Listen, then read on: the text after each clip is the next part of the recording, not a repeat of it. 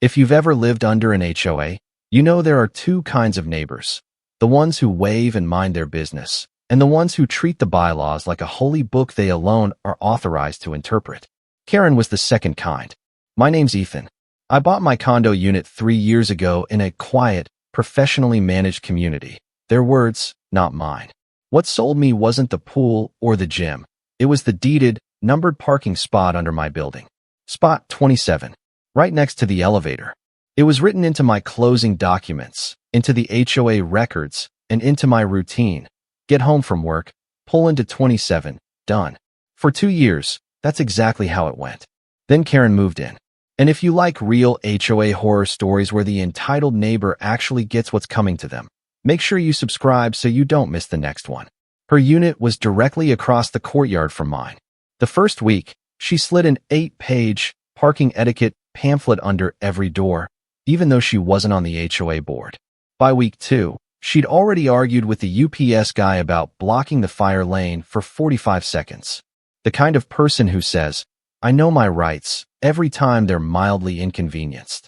But I didn't really notice her until the morning I found someone else's SUV sitting in my spot. It was 7:10 a.m. I was half asleep, coffee in hand, heading to work.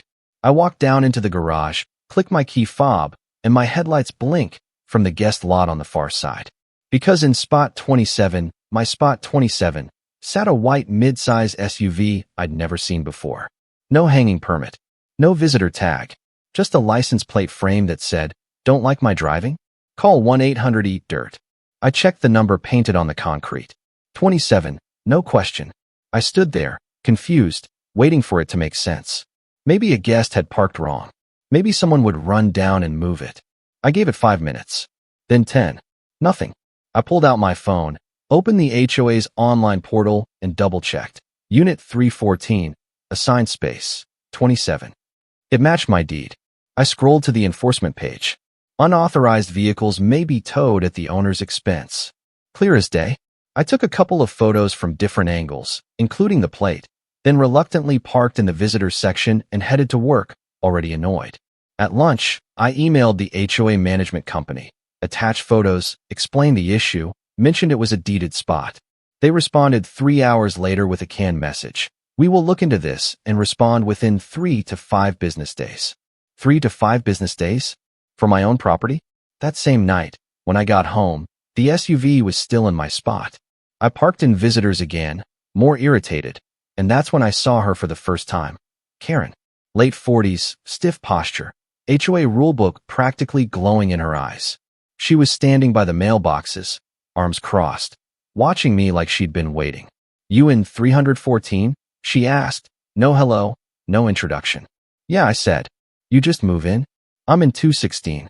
I'm also on the parking committee." She said it like it was a government position. "I saw your car among visitors." "That's actually better. These closer spots should be for families." I stared at her. "I own spot 27. It's deeded to my unit." She gave me a tight little smile. "That's outdated. The previous owner of 314 wasn't using that spot consistently. Management and I agreed it made more sense to reassign it to me. I have kids. You don't. So we switched." The sheer confidence in her voice almost made me doubt myself. "Almost. Reassign." I repeated. "I bought that spot. It's on my deed.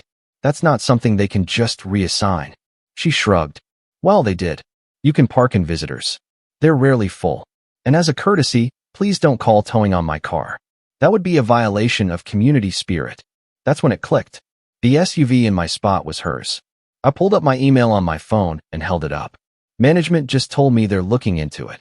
So unless they bought my parking spot from me without my knowledge, we're going to have a problem. Karen's smile dropped half a centimeter. "I've been here 3 weeks, and I'm already on a first-name basis with the HOA president. We had a special meeting about parking equity. We don't want to encourage single owners to hog the best spaces. You can ask around. People support this." Something about the phrase parking equity in a private, deeded lot community made my blood run cold. "I'm not arguing with you in the hallway," I said. "My attorney can talk to the HOA about my deed. But starting tomorrow, if your car is in my spot, I'm getting it towed. Fair warning." Her eyes flashed. "You're going to regret that attitude. The board doesn't like troublemakers." I walked past her without replying. At my door, I glanced back. She was still watching me, lips pressed into a hard line, like I'd just kicked her off the throne she thought she'd built. That night, I dug out my closing documents. There it was, Parcel A, Residential Unit 314. Parcel B, Exclusive Use Parking Space 27. Recorded with the county.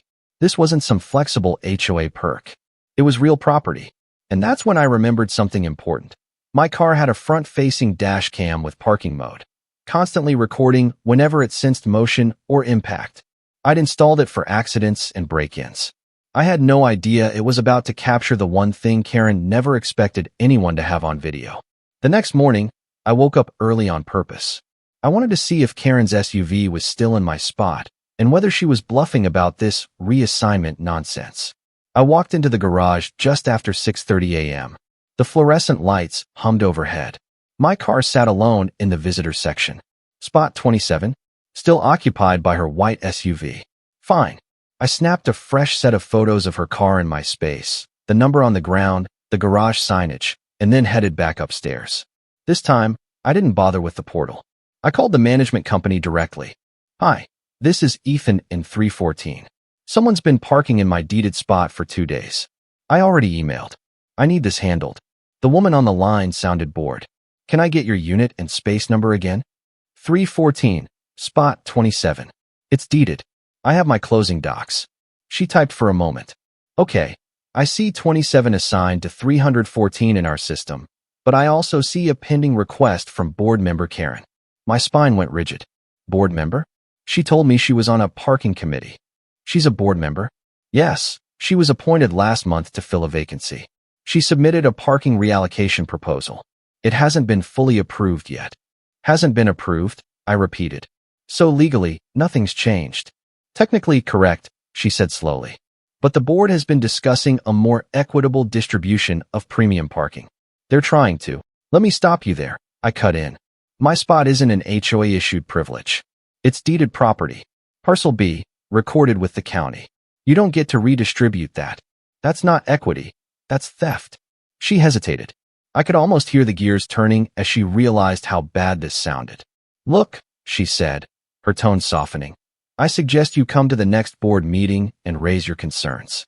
Until then, we prefer you not tow anyone while this is being resolved. It could escalate tensions. Tensions are already escalated, I said.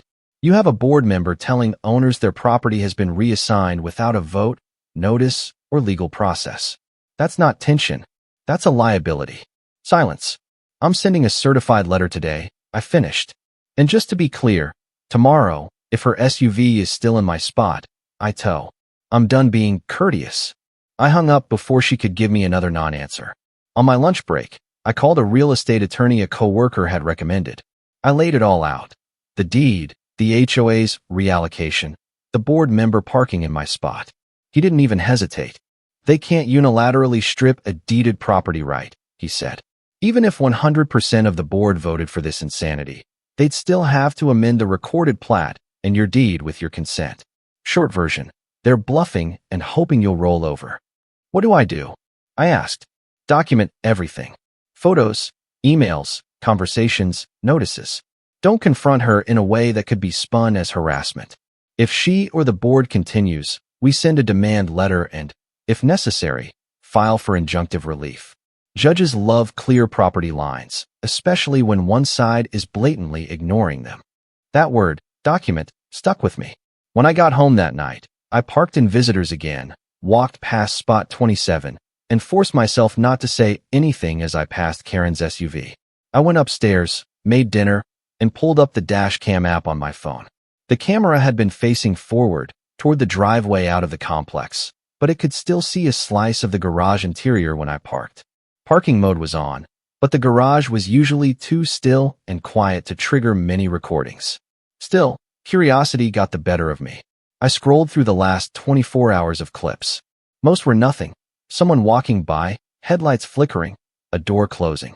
Then I saw a thumbnail with motion right in front of my car around 11:43 p.m. the night before. I tapped it. The image came to life, grainy, black and white night vision. My car, sitting quietly in the visitor section. And then, striding into frame from the right, was Karen. hair in a messy bun, sweatshirt, phone in one hand, a stack of papers in the other. She walked right up to the front of my car, squinting at the windshield. She held up one of the papers, then slapped it under my wiper. She stepped back, snapped a photo of my car with the paper on it, and then looked around the garage like she was making sure no one else was around. She wasn't done. She walked over to spot 27, stared at her own SUV for a second, then pulled out a small roll of blue painter's tape from her pocket and a laminated sign. In the ghostly glow of the dash cam, I watched her tape a new sign to the concrete pillar next to my spot. Reserved, board member parking. She took another photo, then another. Then she walked back toward the elevator, out of frame. I replayed the clip 3 times. The next day, the fine appeared. A bright orange envelope taped to my door. Notice of parking violation, $150. Inside, a form letter with my unit number pre-filled, stating I had improperly utilized visitor parking in violation of HOA rules, signed at the bottom. Karen, parking committee/board member. There was a grainy, printed photo attached, my car and visitors, orange envelope under the wiper. She'd fine me for using visitor parking because she'd illegally taken my deeded spot. I dug into the CC and RS. Visitor parking may be used by any resident or guest for periods not exceeding 72 consecutive hours. No rule against residents using visitors at all. No fine schedule that matched what she'd written. She just made it up. That's when I realized this wasn't just entitlement. It was calculated. She wanted paper trails showing me violating parking rules, likely to build a fake case for more fines or even a lien down the road. Most people see official-looking notices and cave instantly. But most people don't have a dash cam quietly recording their neighbor staging the entire thing. I emailed the management company again, this time attaching a photo of the bogus $150 fine, a close-up of her homemade, reserved, board member parking sign, screenshots from my dash cam showing her putting the notice on my car and taping up the sign. Subject line, HOA board member harassment, unauthorized fines, and evidence of misconduct, video attached. I didn't bother hiding my frustration. In the body, I wrote, "This is your board member. This is what she's doing in the middle of the night. This is fraud, harassment, and an abuse of authority. If this isn't addressed immediately, my attorney will." I hit send. 2 hours later, the property manager finally called. Her tone was very different this time. Tight. Serious. "Ethan, I saw your email. And the video. We need to talk about this. Please understand, the board members are volunteers. Volunteers don't get to counterfeit rules and fines. I cut in. Or tamper with deeded property. I want that fake sign down, my parking spot cleared, and that violation rescinded. In writing." "Well, we'll address it," she said. "Can you send the full raw video file? The board will need to review it before the next meeting." That's when it hit me. They weren't just scrambling because they were embarrassed. They were scrambling because they knew that, once that video existed in a room full of owners, this stopped being a minor parking spat and turned into a public scandal. And I was going to make sure every single person in that room saw exactly what their parking equity crusader had been doing at midnight in the garage. "Sure," I said. "I'll send the full clip. And I'll be at the next board meeting. With my attorney on call." What I didn't know yet was that the dash cam footage was only the beginning. Because as I started digging deeper, through bylaws, old emails, and county records, I was about to uncover that Karen's little parking power trip was part of something much bigger and much more expensive than a stolen spot. The days leading up to the board meeting felt like a slow boil. Karen's SUV was still in my spot. The fake, reserved, board member parking sign was still taped to the pillar. But something was different. The property manager had gone almost completely silent. No response to my follow-up email. No written confirmation that the bogus $150 fine was rescinded. Nothing. Then, 3 days before the meeting, a new envelope showed up on my door. This one was white, not orange. The return address was the HOA's P.O. box, printed neatly in the corner. Inside, a formal notice of hearing. "Dear Unit Owner, 314. You are hereby notified that the Board of Directors will hold a hearing to address your ongoing violations of the community's parking policies and your inappropriate conduct toward a board member. Attendance is mandatory. Failure to attend may result in fines and further enforcement actions, including but not limited to legal remedies. Date, November 15th, 2025, Time, 7:00 p.m. Location, Community Clubhouse. Alleged violations. Repeated use of visitor parking in lieu of your assigned space. Threatening to tow a board member's vehicle in violation of HOA protocol. Harassing communications directed at the board and management. So that was the game now. Karen hadn't just weaseled her way onto the board. She'd stepped in as temporary president after the last one resigned, which meant she could control the agenda, run the meetings, and try to put me on trial in front of my neighbors. I read the letter twice, then called my attorney. He laughed once, drilly. They really put that in writing? With her signature? Yup, I said. Acting president. Good, he replied. Makes it easier. You're not the one on trial here. They are. Here's what you're going to do. We spent the next half hour planning. Step 1. Pull the governing documents into a neat binder, CC and RS, bylaws, rules. Highlight every section about deeded property, parking, board powers, and hearing procedures. Step 2. Print everything. My deed showing spot 27. The county's recorded plat. The email where management admits 27 is assigned to my unit and her reallocation isn't fully approved. Photos of her SUV in my spot. Photos of the fake sign. The phony $150 fine. Screenshots of the dashcam footage. Step 3. Save the raw video clip in multiple formats, on a USB drive, on my phone, and, at my lawyer's suggestion, in a cloud folder with a link I could share if anything went missing. Step 4. Request, in writing, that the hearing be recorded and that I be allowed to present evidence and respond to all allegations. I sent that email to the manager and the board. Only the manager replied. The meeting will be recorded for minutes only. Owners are not permitted to record video or audio of board meetings per our policy. I sent that to my attorney. Policy doesn't override state law, he said. In your state, it's legal to record a public HOA meeting you're attending. You don't need their permission. Do it discreetly. And if they try to eject you for it, they've just compounded their problems. The night of the meeting, I showed up 10 minutes early. The clubhouse was already half full. Folding chairs in tight rows, a long table at the front where the board sat. Karen was in the center seat, a little nameplate in front of her. Karen, acting president. She was fiddling with a stack of papers, talking quietly to the property manager at her side. When she looked up and saw me, her expression tightened, then smoothed into something polite and practiced. Ethan, she said loudly, just enough for nearby owners to hear. Glad you could make it. We have a lot to clear up tonight. Her tone said, I'm in charge here. I took a seat in the second row, where I'd have a clean line of sight to the board table, and they'd have a clear view of my laptop if I needed it. I set my phone on my lap, video recording quietly, screen dimmed. The meeting started with the usual agenda items, approval of minutes, landscaping updates, a roof repair. Karen ran everything with a bit too much relish, cutting people off, rephrasing their questions, always circling back to the board's authority. Then she got to owner hearing, Unit 314. Next on the agenda, she said, voice cool and official. We have a hearing regarding ongoing parking violations and harassment issues related to Unit 314. Ethan, please come forward. Heads turned. A few neighbors I barely knew watched with open curiosity. One of the older guys in the back, who I'd seen walking his dog, frowned. I walked up to the small table set off to the side, facing the board. They'd actually set it up like a miniature courtroom. Karen folded her hands. For the record, she said, this hearing is to address 3 specific violations. You have been repeatedly parking in visitor spaces, threatening to tow a board member's vehicle, and sending hostile emails to management. I opened my folder calmly. For the record, I said, I own parking space 27 as deeded, recorded property.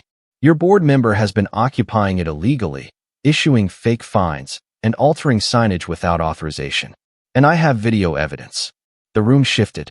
A ripple of whispers. Karen's jaw tightened. We'll get to your allegations. But first, the board will outline your violations. You will have an opportunity to respond. She launched into a scripted speech about community harmony and respect for board authority, reading from the paper she'd clearly prepared.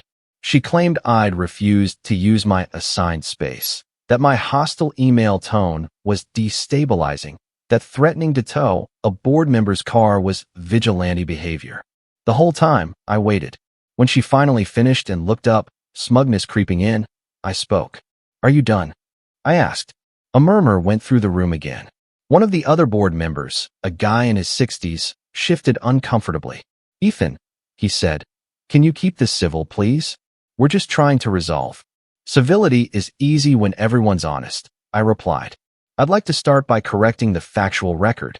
I pulled my deed from the folder and held it up. "This is my recorded deed from the county. Parcel B, exclusive use parking space 27. This isn't an HOA assigned perk. It's real property attached to my unit. According to our CC and RS, Section 4.2, exclusive use common area parking spaces appurtenant to a unit may not be reassigned, reallocated, or otherwise altered without the written consent of the owner and recordation of an amendment. I have not consented to any change. No amendment exists in the county records." I slid copies across the table to the board members. The older guy took his and started reading, brows furrowing. "Additionally," I continued, "the management company confirmed by email that 27 is still assigned to my unit and that any so-called parking reallocation requested by Karen here hasn't been approved. So, there is no legitimate basis to claim I'm refusing to use my assigned space. Someone else is illegally occupying it." Karen opened her mouth. I raised a hand slightly. "I'm not finished." I held up the orange violation notice she'd taped to my door. "Next, this $150 parking violation issued against me does not appear in any fine schedule adopted by this association. Our rules say residents may use visitor parking for up to 72 consecutive hours. I did. That's allowed. There is no rule prohibiting residents from using visitor spots at all. The amount and basis for this fine were invented." A man in the third row spoke up. "Wait, we can use visitor parking? I was told we'd get fined if we did." I turned slightly toward him. "You were told that, but it's not in the rules." I looked back at the board. "I'm not speculating. I'm reading your own documents." Karen's composure was cracking, but she still tried to push back. "The board has the authority to interpret and enforce rules," she said sharply. "You can't just cherry-pick language. This is why we need. Authority doesn't include fabrication." I cut in. "And it definitely doesn't include falsifying signage, staging photos, and imposing fines outside any adopted schedule." The room quieted. You could feel everyone leaning in. I reached into my bag and pulled out a small USB drive, placing it gently on the table. "This," I said slowly, "is where it stops being your word against mine." Karen's eyes locked on it.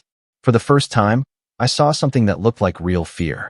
"This USB contains video from my dash cam in the garage, recorded at 11:43 p.m. the night before you issued that $150 violation. It shows you placing that notice on my windshield and then taping a homemade, reserved, board member parking sign to the pillar of my deeded space. Then you took photos, presumably to fabricate evidence of my alleged violation and your claimed entitlement to my spot." A low wave of "Whoa, and are you serious?" rolled through the crowd. One of the other board members turned to Karen. "Is that true?" Her voice came out tight. "Of course not. He's twisting. Would you like to watch the video?" I asked, already opening my laptop. I brought it. "In fact, I think everyone here should see it. This is how your board president is using her authority." The property manager shifted in her seat. "We can't just start showing videos." "Why not?" I asked. "This is an official hearing about my alleged misconduct. I'm presenting direct evidence of board misconduct directly related to the accusations. Unless you're afraid of transparency." The older board member spoke up, surprising everyone, maybe even himself. "I want to see it," he said. "If there's a video, we should review it. We owe that to the owners." I turned the laptop so the board could see clearly and raised the brightness just enough. I clicked play. The grayscale footage flickered to life. The garage. My car is in the visitor spot. Then, Karen walks into frame, papers in hand. She places the notice under my wiper. She tapes the reserved, board member parking sign to the pillar. She snaps photos. No sound. No ambiguity. The room went dead silent. When the clip ended, I didn't say anything. I didn't need to. The silence broke with a brittle laugh from Karen. "That doesn't prove anything," she said, a little too quickly. I was just temporarily marking the space for board review. The notice was a draft. You weren't supposed to. The notice was taped to my door, I said. Signed by you. The fine was logged in the portal. The management company saw it. This wasn't a draft. It was an abuse of authority. The older board member turned fully toward her now. Karen, did the board vote on changing his deeded space? He asked quietly. She stiffened. We discussed reallocation. We all agreed. We discussed it, he cut in. No vote. And we never talked about anyone making new signs or issuing fines that aren't on the schedule. All eyes were on her now. I decided it was time for the final twist. There's one more thing, I said. When I started digging, I checked the county records for any amendments to our plat or parking allocations. I found nothing, but I did find this. I pulled out a printed email, a request to management from Karen, asking for a temporary administrative reallocation of my space, citing family needs and verbally agreed community expectations. No board vote, no legal basis. And my attorney, I added, is standing by with a demand letter ready to file for injunctive relief and damages against the HOA and any board member personally involved in this scheme. I let that hang in the air. Damages? Someone in the back echoed, clearly alarmed. Yes, I said, turning to the room. When board members act outside their authority, expose the association to lawsuits, and tamper with deeded property, the fallout doesn't just hit them. It hits all of us. Our insurance, our dues, our home values. People were no longer looking at me like a troublemaker. They were looking at her like a liability. The older board member cleared his throat. I move, he said slowly, that the board immediately rescind all alleged violations and fines against Unit 314, restore his full use of parking space 27, remove any unauthorized signage, and suspend Karen from any unilateral actions regarding parking until we can consult association counsel. The woman next to him nodded. Seconded. Karen stared at them, stunned. You can't just. All in favor, he said calmly, ignoring her. Hands went up, one by one. All of them, except hers. The motion carried. Karen's face flushed a deep red. This is outrageous, she snapped. He's manipulating. And, the older board member continued, voice firmer now. I further move that we call a special meeting of the membership to discuss the potential removal of a board member for misconduct, pending legal advice. Murmurs surged again. Removal? Can we do that? We should. Karen slammed her papers down. You're making a mistake, she hissed. You have no idea what you're getting into. I've done everything for this community. I stood up, closing my binder. Everything, I said quietly, except follow the rules you're so obsessed with enforcing on everyone else. The meeting didn't end cleanly. It dissolved. Owners crowded the board table, peppering them with questions. Some glared at Karen. Some ignored her completely. The property manager looked like she wanted to disappear. As I walked toward the door, the older guy with the dog caught up with me. That video, he said, shaking his head. You really had her dead to rights. Dash cam, I replied. Best accidental investment I ever made. Over the next month, the fallout played out like a slow-motion car crash. The bogus fine was formally rescinded in writing. The fake sign vanished from my pillar. Karen's SUV disappeared from spot 27 and reappeared in a far-off corner of the lot. A few weeks later, a notice went out. Special meeting to consider removal of board member. The owners showed up. Voices were raised. People brought their own stories, petty infractions, weird threats, whispered warnings from Karen that were never backed by actual rules. The video made the rounds in a private Facebook group. The narrative flipped. The vote wasn't even close. Karen was removed from the board. Shortly after, she listed her unit for sale. Word was she wasn't thrilled about living somewhere she no longer controlled. She moved out quietly, early one morning, like she wanted to escape before anyone could watch her leave. As for me, I still pull into spot 27 every night. The number on the concrete means a little more now. I upgraded my dash cam. I started attending board meetings regularly, not because I love HOA politics, but because I'd learned something important. Power doesn't corrupt HOAs. Unchallenged power does. If there's a lesson in all this, it's simple. Document everything. Read what you actually signed. Don't let a homemade sign or a fake fine scare you out of your rights. People like Karen depend on silence and confusion. The second you shine a light, or, in my case, hit play on a dash cam clip, their whole house of cards comes down. And if you've got your own HOA horror story, consider this your nudge. Start gathering evidence, talk to an attorney, and don't be afraid to show up at that meeting. They never expect you to be recording. They definitely never expect you to be prepared.